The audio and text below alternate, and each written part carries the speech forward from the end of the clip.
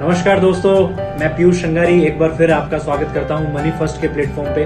दोस्तों, money first एक ऐसा प्लेटफॉर्म है जिसमें हम मनी से रिलेटेड बहुत सारी चीजों के बारे में चर्चा करते हैं कि पैसे से पैसा कैसे बना सकते हैं। हम आज ये वक्त आ गया है इंडिया में जब हमें ये सोचना चाहिए कि हम अपने पैसों से पैसे कैसे बनाएं। हम काम करते हैं, जॉब करते हैं, बिजनेस करते हैं, हम पैसा बनाते हैं उसमें, लेकिन जिस दिन हम जॉब पे नहीं गए हमारी सैलरी कट जाती है। जिस दिन हमने बिजनेस पे ध्यान नहीं दिया हमारा बिजनेस का रेवेन्यू प्रॉफिट कम हो जाता है। तो क्यों ना हम अपने पैसों को काम पे लगाएं जिससे कि पैसे 24 घंटे काम करेंगे और पैसा बना पाएंगे।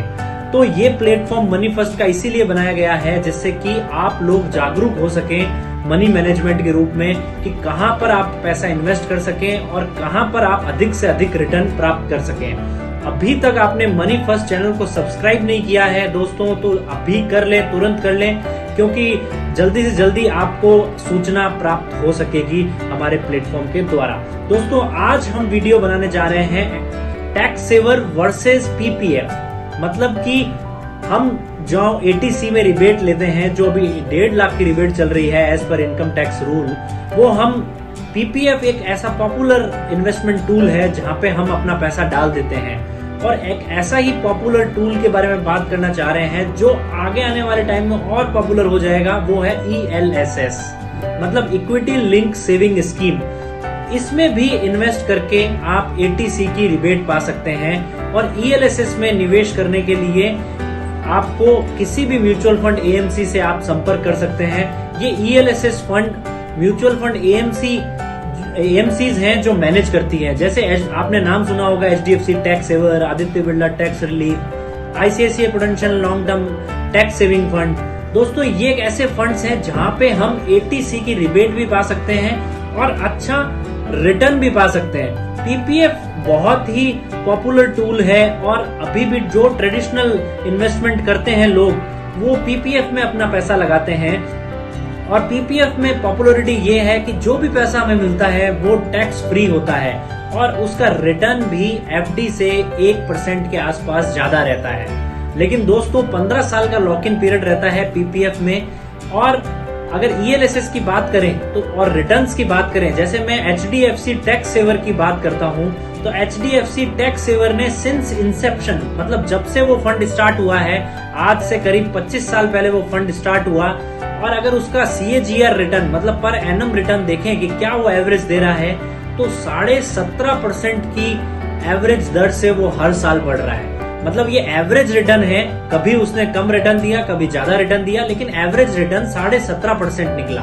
तो पीपीएफ से जब इसकी तुलना की गई तो पीपीएफ का आज रिटर्न सिर्फ 7% के आसपास है, जो कि ELSS का रिटर्न, HDFC टैक्स सेवर का रिटर्न इससे कहीं ज्यादा है।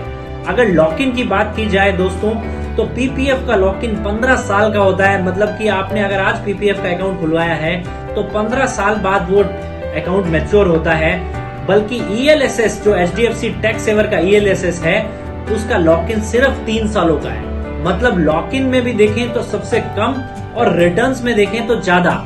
तो जो लोग ट्रेडिशनल टूल से हटके अगर मॉडर्न इन्वेस्टमेंट्स की तरफ आना चाहते हैं तो मैं उनको सलाह दूंगा कि उनको ELSS फंड्स चूज करने चाहिए। अभी हम HDFC टैक्स सेवर की तुलना कर रहे हैं पीपीएफ से, तो मैं एक फिगर बताना चाहता हूं आपको। जैसे मान लीजिए कि मार्च 96 से अभी तक 25 साल हुए हैं और हम हर साल 1-1 लाख रुपए जमा कर रहे हैं पीपीएफ में और 1 लाख रुपए जमा कर रहे हैं HDFC टैक्स सेवर में। तो 25 सालों में जो रकम जमा हुई वो लगभग 25 लाख रुपए है। 25 लाख रुपए हमने इन्वेस्टमेंट किया। पीपीएफ का जो रिटर्न आता है 25 सालों में, वो उसकी वैल्यू आ रही है 82,53,000। मतलब उसने 25 लाख रुपए को 82 लाख कर दिया है।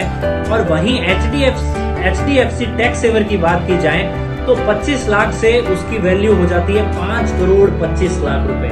जी हाँ दोस्तों, अगर आप पिछले 25 साल से पीपीएफ में निवेश करते आए हैं तो आपने करोड़ों रुपए का घाटा कर लिया है। और अगर अभी भी करने जा रहे हैं पीपीएफ में, तो आने वाले समय में करोड़ों रुपए का घाटा हो सकता है। तो अगर आप में थोड़ी सी रिस्क पोटेंशियल क्षमता है, अगर आप इक्विटी मार्केट को थोड़ा बहुत जानते हैं या इंटरेस्ट रखते हैं, तो आपको ELSS फंड्स में जाना चाहिए और ईएलएसएस फंड्स में अपना कुछ पार्ट निवेश करके देखना चाहिए और अपनी वेल्थ क्रिएट करनी चाहिए। एटीसी का बेनिफिट भी मिलेगा, रिटर्न्स भी अच्छे मिलेंगे, प्लस लॉक इन भी सबसे कम है दोस्तों। अगर इसके बारे में और जानकारी चाहिए तो किसी भी फाइनेंशियल एडवाइजर से आप संपर्क कर सकते हैं और अधिक जानकारी प्राप्त कर सकते हैं। और अगर आपको ये वीडियो अच्छा लगा है तो अपने दोस्तों को, रिश्तेदारों को, जानकारों को शेयर करना ना भूलें। थैंक यू, धन्यवाद।